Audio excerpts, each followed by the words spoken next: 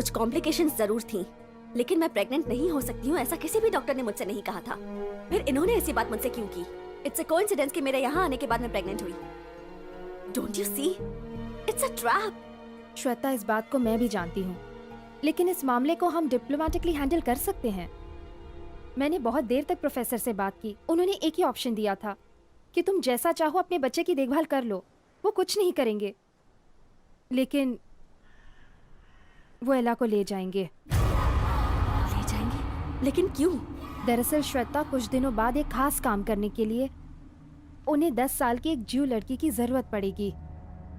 और प्रोफेसर और मेरे कैजुअल कॉन्वर्सेशन में पता चला कि एला तो हाफ ज्यू है। क्या मतलब? डेसी, ये तुम क्या कह रही हो? श्वेता, अगर किसी काम के लिए एला की मदद की जरूरत पड़े तो काम होने के बाद वो एला को वापस भी कर देंगे। इस बारे में प्रोफेसर ने मुझे प्रॉमिस भी किया। फिलहाल तुम इस बारे में कुछ बात मत करना, तुम यहाँ मत आना, मैं प्रोफेसर से बात करूंगी। हे श्वेता, ठीक है तुम जाओ, मैं यहाँ सब संभाल लूंगी। मुझसे जितना हुआ मैंने श्वेता को बहुत समझाया, पर श्वेता तो बस मानने के लिए तैयार ही नहीं थी। और एक दिन वो इंसिडेंट देखकर बहुत डर गई थी। अगर इस चीज के बारे में उसने बाहर बता दिया तो उसे और उसके बच्चे को कोई मार देगा। इस डर से उसने आज तक ये बात किसी को नहीं बताई।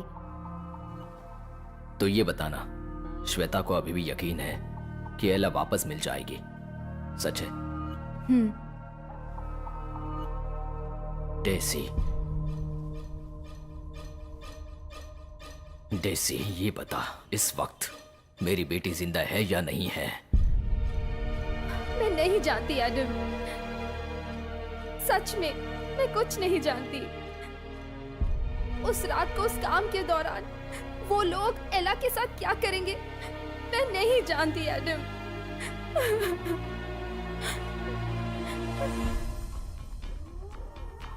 मैं बस इतना जानती हूँ कि उनके 12 सेटन वर्शिप सेंटर्स हैं जो स्कॉटलैंड में हैं। यहाँ के प्रीस्ट ही ये सारे कार्य में शामिल होते हैं। सिर्फ वो ही ये सब डिटेल्स जानते हैं। प्रोफेसर को ये बात कैसे पता कि श्वेता बच्चे को जन्म देने वाली है? मैंने उनको बताया था, एला पहले से ही उनका टारगेट रही है।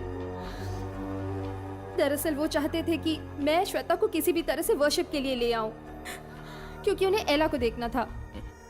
उसका काम हमें समझ में आ गया है। वो खुद बताएगी तो भी किडनैप की हुई लड़की सेफ नहीं रहेगी। एक जूइश लड़की का किडनैप हुआ है ऐसा बोलकर हमें सीधे सीधे पुलिस स्टेशन में कंप्लेंट दे देनी चाहिए।